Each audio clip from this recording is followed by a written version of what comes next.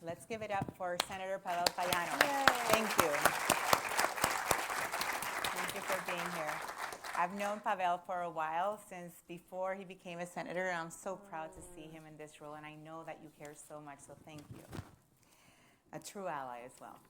All right. Well, again, I am next to two remarkable women who also don't need much more to say, because we know that they are just incredible champions of so many things, but especially of this theme that we're covering today, which is childcare, right?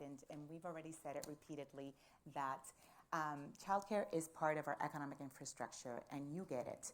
And I have the honor of serving on the Governor's Latino Empowerment Council, and I can tell you firsthand that she listens. We gathered, we went to all the cities and towns in every corner of the state, and we asked the communities. We said, what do you need? We asked in Spanish, in Portuguese, in English, even Haitian Creole.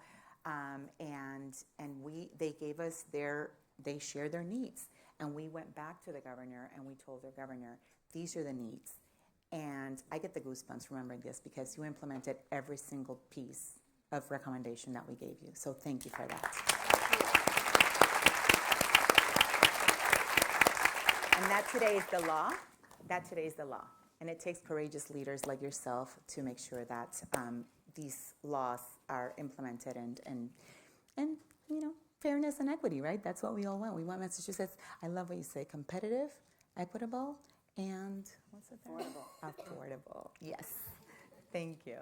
All right. So with that said, I'd love to kick it off just by setting the stage on where we are in terms of childcare and the economic opportunity that we have, right? Because it is no mystery. The data tells us. Again, I love data, right? Because it's you can't fight the numbers.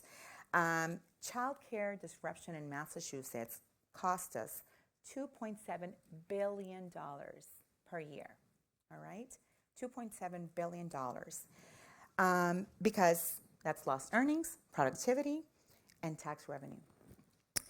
And it creates a ripple effect, because if parents don't have childcare, it's just so many things, right?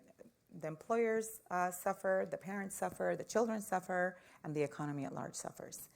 And there's a reduced participation in the workforce as a result of lack of childcare or affordable childcare. And then the productivity just suffers as a whole, right? So we need to make sure that we are implementing policies that close those opportunity gaps for the state, so that we're more attractive to industry, so that we're more attractive to employees, people that want to move to Massachusetts. And we just want to unlock these opportunities through these programs and this legislation, because I always say when I talk about our programs, it's a win-win-win. It's a win for the childcare providers, because they're able to make a living wage. They're able to build wealth for themselves, for their families, and for their communities. They reinvest. They hire in their communities. It's a win for the parents and the children, because the children are going to be getting high-quality education, and the parents feel at ease knowing that they can leave their kids with a highly qualified provider. And it's a win for employers, because people can go back to work, and you train somebody and you don't lose them, because that's really expensive as well, right? So making sure that we are keeping people employed and contributing to the economy at large. So it's a strategic investment and reinvestment. Now, having said that, we're just going to kick it off with questions, right? Because I know we don't have too much time, and there's a lot to say on this topic. We could be here all afternoon, right? So I'm going to start with Governor Healey. So, Governor Healey, you have framed childcare as an investment, right? Not as a cost. There's a big difference, right? When you get money back, you get your ROI, then it's an investment. And your administration has backed that up with action. You've codified C3 grants, and you've expanded financial assistance. How do these investments advance our economic equity goals, and what are the new frontiers that you see? Well, thank you, Eneida. And thank you so much for inviting our team here today. I'm thrilled to be here alongside Commissioner Amy Kershaw, who's doing a fantastic job as Commissioner of Early Ed, and you'll hear from her shortly. it's also important that you see we're here with other teammates as well, and that includes our Interim Secretary of Economic Development, Ashley Stolba, our Climate Chief, Melissa Hoffer's here. We have Gerlanis Villaman and Marconi Almadaberos from Community Engagement. We have folks from across the administration who are just in this room, but I think more importantly, engaged in this whole effort, because it's economic infrastructure. The bottom line, we talk about investment and cost. There's a cost to not providing childcare, and you just laid that out. And so this is an investment. I'm proud that our administration became the only state in the country to continue to fund C3 grants, which are the grants made available for childcare during COVID to keep operations afloat. We continued that here in Massachusetts, and I'm proud of that. I see J.D. Chesloff and Brooke Thompson from the Roundtable, AIM, other business organizations who also recognize that childcare is part of the economic infrastructure. Not only is it a way to mature and educate and develop and grow our littlest learners, it's also the only way their parents are going to be able to work. And as somebody who was raised by a single mom, there were 5 of us. The reason my mom became a school nurse when she went back to work after my dad left is because that coincided with when we were in school, because she otherwise didn't have coverage. And were it not for grandparents helping out, we wouldn't have made it. And that just doesn't work out always for everyone. And so that's why it's just so critical, and it's why we made funding C3 important. Not only funding it, but we expanded the number of seats. We also stabilized wages, and in doing so, we actually enhanced wages, and in doing so, stabilized the industry. Thank you.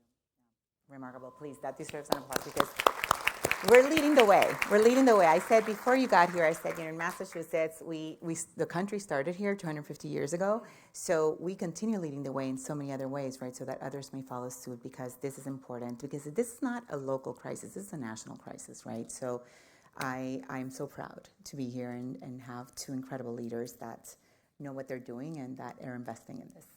Commissioner Kershaw, thank you so much for being here. We're delighted to have you. We know you work very closely with a lot of the childcare providers that are part of our program, and they love you. And you're just you're hands-on, right? And I really admire that. So thank you. So we've seen increases in license capacity, as the governor stated, educator compensation, and program funding. How is this progress showing up for providers on the ground, especially Latina-owned centers and family care businesses, many of whom are here today? Well, thank you so much for having me, and I'm so honored to be here with the governor, who is a true early education advocate. And I know our Secretary of Education, Pat Tutwiler, couldn't be here today, but he's an amazing advocate, along with other administration and we officials who are here. And we're so grateful for our partnership with you and Amplify Latinx and our providers. There are many ways that it's showing up, and I think I wanted to start by just saying that we are so aligned on this administration's view that we are elevating early education and childcare and making that shift to really thinking about childcare and early education as a business opportunity. And we ourselves inside have transformed the way we do our work to think about how that looks. We have hired our first director of business operations, Jose Mendez, I think he's here today, to really focus on what the needs of our childcare businesses are.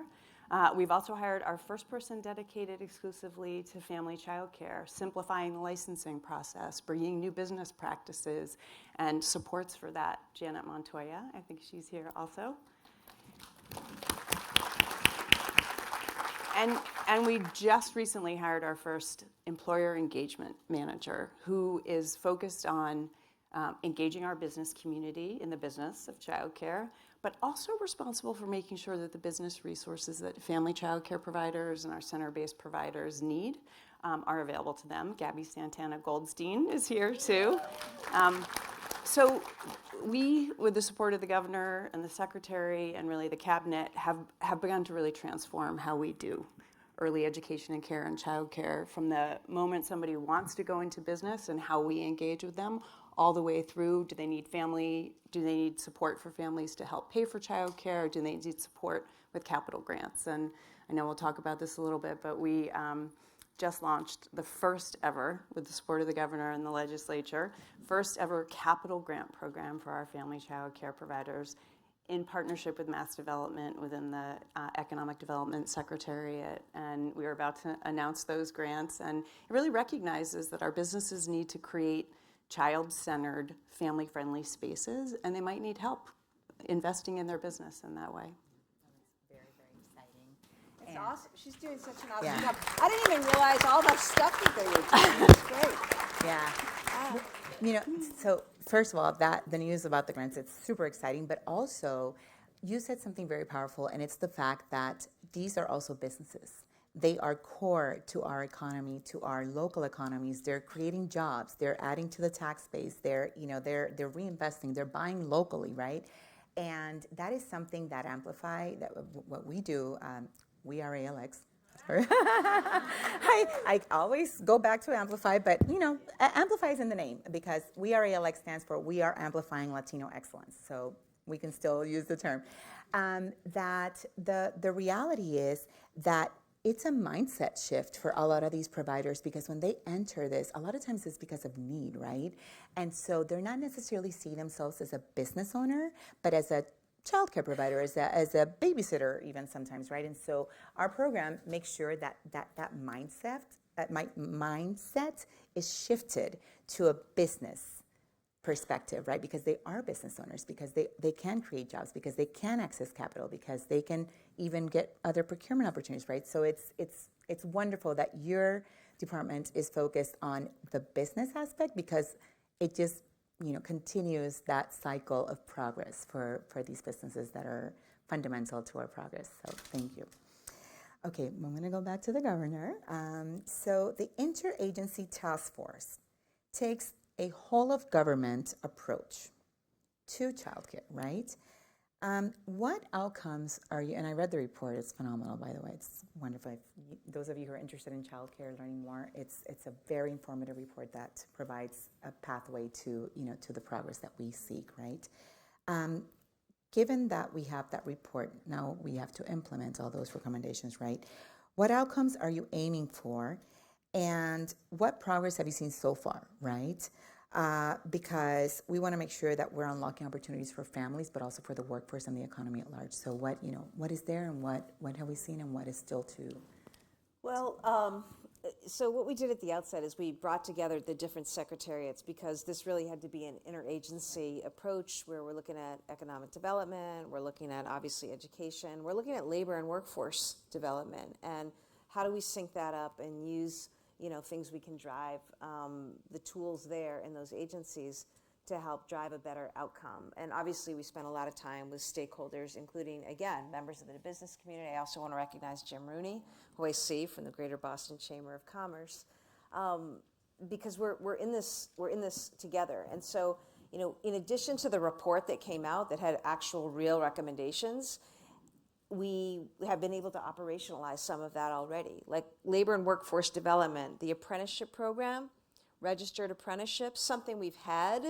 People think of apprenticeships in the trades. Well, expanding that now and funding that for registered apprenticeships in early education and childcare. And I think like almost 3 million, 2.9 million out, I think, in just registered apprenticeships for early education. Largest growing sector of the apprenticeship programs is early education. Wow. Yeah. All right. That's so Amy, remarkable. that's Amy working with Secretary Jones. Make it happen, and that's a real thing, because the economics of it. Look, childcare is too expensive. We know it's too expensive. It's not affordable. It's not affordable here. It's not affordable across the country. And so, how do we bring more providers online with support? Ease the licensing, ease the regulation. And also, figure out a way for them to actually have a viable, ongoing business, which is why the capital, investment becomes important. It's also why leaning into things like community college is important, because when their costs go down, because their employees can get a certificate or training without the employer having to pay for it, Right. that's a big deal. Then their costs go down, and then they're able to pass those cost savings on to the parents who need to have their kids do the childcare. Exactly. That's phenomenal. Did you want to add something to what the governor just said? Because you were nodding your head a lot, so. It's great to be the early ed 'Cause you're- commissioner right now, Yeah.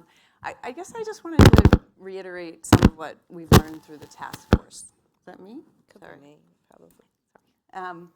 So when the task force first started, I remember telling my friend about it, and they said to me, "Oh, does that mean everyone's going to be in your business?" And I was like, "Oh no, I'm going to be in their business." And that's really what's happened. We brought together every single secretariat across state government, and they showed up for childcare, and they still are. So how can the capital grant program at economic development work for childcare programs? How do we adapt the apprenticeship programs that exist out there to leverage that resource for childcare? How can our transportation system potentially provide opportunities for new ways of treating childcare programs like schools? How about our outdoor and recreation programs, and how do we make those resources available to childcare and early education programs? How about the resources that are available for our K-12 teachers, discounts at stores, at cultural institutions? Let's talk about how we make our early educators have access to those resources too. So it is a very, very unique. So I talked a little bit about what we're doing inside the department to make new resources available, to elevate the field. But we have partners across state government who are doing exactly the same thing. Their assignment from the governor was go back to your agencies and find out what you have that can help make early education and care a stronger part of the infrastructure, more affordable, more sustainable. And we've thought about it across the sectors. So it's our center-based and our family child care providers, which is the fastest growing sector of the child care community right now. So needed, right? Yes, thank you. Now, along those same lines, how are the current investments in the C3 grants working out in terms of this return on investment that we are seeking? How are they impacting families, providers, educators, and other folks on the ground? Sure. We're having an amazing return on investment. I would say the investments, 5 years ago, I think the budget for the department, or 4 years ago, the budget was around $700 or $800 million, now are $1.7 billion. And those investments are yielding results in more families than ever are accessing child care financial assistance so they can go back to work or pursue economic opportunities. We have more children enrolled in early education and care, and universal access to preschool in our gateway cities is growing and expanding, which means more children are accessing high quality early education and being prepared for school. We have more educators participating in higher education and professional development opportunities than we ever had. And the C3 grants have not only stabilized, as the governor said, but also grown. We are nearly 20,000 seats above where we were pre-COVID levels in our childcare system, which is unique across the country. And wages are up about 20%, still way too low, but are heading in the right direction. So we see the investments helping our families access additional care and help pay for that so that they can participate. We see our kids having opportunities around early literacy and social emotional growth. And we see our providers supporting their own economic mobility by investing in their businesses, which then help other families. No, I appreciate that so much because you said something very important, which is that equitable opportunity to gateway communities, rural communities, and everybody, right? Because childcare is needed everywhere. And so when you're looking at it from that lens of making sure that everybody's included, again, we all win. Thank you for that. Okay, going back to the governor. What does it mean? And this is, again, very important for us as we look at the theme of this summit here, because we're looking at how to build multi-generational wealth, right? And that's really important because Latinos for far too long have been left behind in many ways. And we want to make sure that we shift that, and we know we have a leader in you that believes in that, right? So when we look at building equitable multi-generational wealth, what does it mean to view childcare as a multi-generational policy and its impact in the context of early education? And of course, we want to hear more about how the state is supporting that multi-generational progress. Well, I just got so excited listening to Commissioner Kershaw because, you're recounting, yeah, that's right. All those things happened, and you led that initiative, and we had contributions from all of our teammates. And in just 2 years, I think we've made really big gains in this space, and much better able to utilize resources out there, and that's going to benefit our kids and certainly our parents and the economy. So it's you're doing a fantastic job, and it's just great to listen to you talk about this.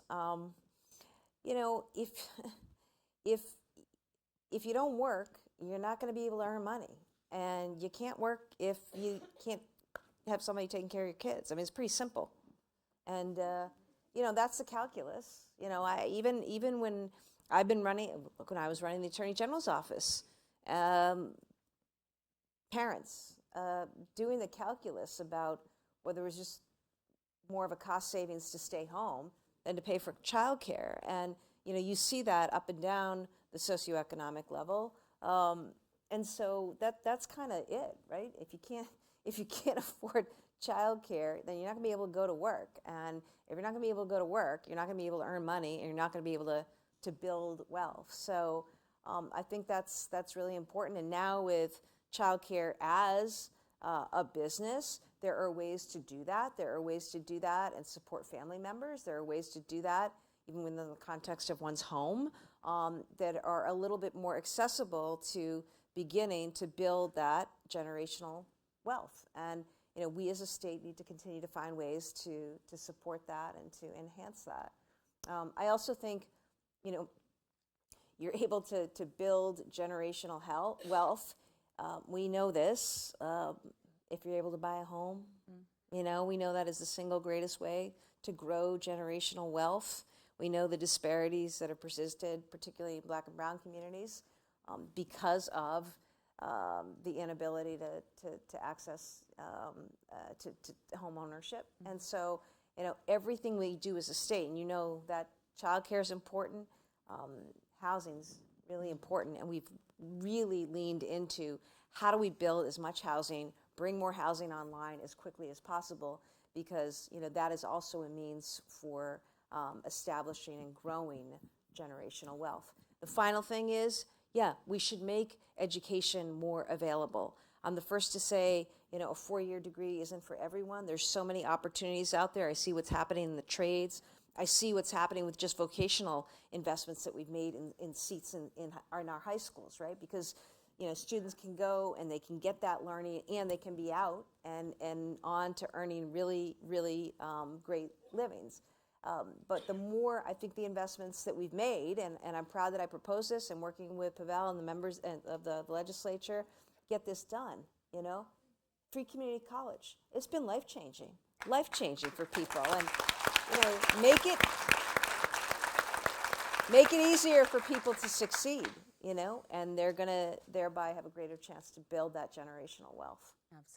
Absolutely. So, and I don't know, I'm sure you're aware of this, but for those of you who haven't seen our report, our MTF report that just came out, 3 out of 4 Latinos in Massachusetts are under 45. I mean, think about that. 3 out of 4 Latinos are under 45. So those are current workers and our future workers. So these investments that you're talking about are going to be transformational for the community. So thank you. The numbers don't lie. Right, and welcome to town, everybody. Pedro Martinez, not that Pedro Martinez, but a new Pedro Martinez is your new Commissioner of Education. Education, yes. It's exciting. Thank you. Yes, because 25% of all kids between 7 and 18 are Latino. Yeah. I mean, it's like, this is just, again, it's so smart to invest, because we're investing in their education, and then when they go to college or trade school or whatever they choose, then they can give back to the community and tax base and jobs and everything in between. So it's a win-win. Okay, I'm going to go back to the commissioner. So we've seen really results in the partnerships that we have, that you have with ALX and like Paula's Barn that was mentioned earlier, and Little Adventures Childcare. They're here. Yes. Thank you. They've been part of our program and very successful at it. Now, tell us more a little bit about the importance of these partnerships, right? Because how do these initiatives, the state initiatives with the private, the public sector, and the work with nonprofits like ALX, work to maximize local impact? And not just local, but also state, right? Because everything starts local, but at the end of the day, it impacts everything else at the larger scale. Great, I'd love to. I just want to reiterate something the governor said too about generational wealth. I think, the governor launched the Gateway to Pre-K agenda 2 years ago and then put resources behind that. And the entire foundation of that was viewing early childhood education as kind of the ultimate two-generation approach. We're investing in the children's educational attainment, longer-term success, their economic mobility in the long run, and we're investing directly in their parents' ability to return to work, take on new work, return to training and education programs, and we'll add to that the economic mobility of our providers through the investments too. So we really see it as an economic investment in the children, the parents, as well as our providers and their economic path. And the truth is... That's a much better answer.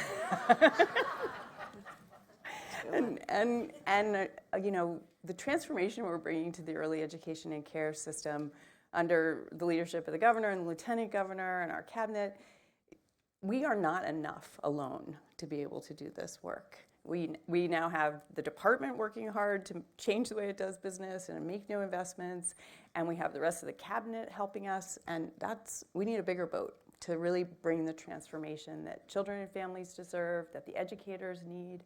And so working in partnership, it, no pun intended, amplifies. No pun intended, I'm good with that, yes. It catalyzes, right? So ALX is connected to the community. You understand greater the needs in your community, what the opportunities are for investment. And so by investing in our partners in the community, we catalyze, we leverage, we maximize what we're able to do. So we in government can set standards, we can fund, we can convene, we can use data to drive change and decision making, but all of the work is happening out with the providers, with our community. Echo Latina, who is Paula and Harold's organization, not only is the organization helping to make sure that the services and information are available, because being in a family child care provider home can be incredibly isolating. You might not know about a higher education scholarship program or a new apprenticeship program or a brand new capital grant program. But by doing that, organizing and bringing your community together, you're sharing resources and you're raising up the issues. And they're also doing something else really, really critical to the work that we're doing, which is helping inform the change. So we're not sitting downtown making changes in a corner office, but we're doing it in partnership, which is why I'm banging up against the senator up in Merrimack Valley. We're doing it in partnership with our community providers, with our business leaders, with our partners in philanthropy, so that when the change comes, it's sustainable over a longer period of time. Absolutely. Coalition, right? And I would be remiss if I didn't mention our partners from AIM and from Mass Business Roundtable. We work very closely on all these issues as well, and I'm so grateful. 2 minutes, okay. All right, thank you.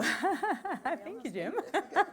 Well, I'm going to close this out with a question to the governor, because I think there's so many lessons to be learned for others. I started out by stating that we're leading the way in Massachusetts. We always have. I'm so proud of that, right? Like, we're always kind of ahead of the curve. There's always room for improvement, of course, but generally speaking, Massachusetts does a great job. And so as one of the few states continuing to invest at this scale that we're investing, what lessons can other states take from Massachusetts' approach and initiative? I was just looking to see if there was anything else. Yeah, because our caseload went up by 10,000 kids. That's just this past year. That's life-changing for their families, right? The trajectory of their parents. It's got to be one of partnership and teamwork, as with everything else, and I think it's most effective if you have people within state agencies working together, leveraging whatever tools they have, alongside whatever in this business can bring, and it's not one size fits all. We've got home-based settings, community-based settings. We've got some school-based settings. We've got some employer-based settings. We need all of it. And so to me, the biggest lesson is convening everyone at the table. And I think really important has been the drive of the business community around this. I know it's something that former Commerce Secretary Gina Raimondo talked about. Childcare is economic infrastructure. And I think that's something that our business community, we're blessed that they have adopted that, have been driving that, is something that we've got to work on, together. And in that way, I think we'll be able to get to a better place. I think more states will. Unfortunately, we're not a country. I remember when I lived in Europe. I mean, it was just set up this way. Childcare was not a question. And unfortunately, it just didn't develop that way in this country. So we're trying to build something, as we go. Okay, well, thank you so much. This has been remarkable.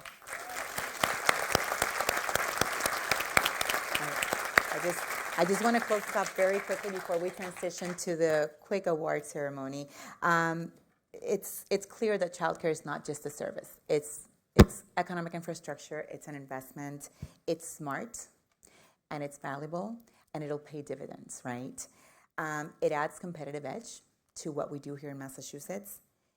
It supports the small business engine of our local communities, and it's a generational investment. So, it's a no-brainer to continue. So please help us spread the word about the importance of this investment, right? Because some people just still don't understand it, right? Don't understand, well, why? It's fundamental, right? It's fundamental. So we're just so proud. Thank you for your thoughtful leadership, for your sustained leadership, and for expanding access and support for all of these businesses, because, again, jointly we can completely hit the ball out of the park and continue keeping Massachusetts as competitive as it's been for so long. So thank you for being here. And please join me in a round of applause.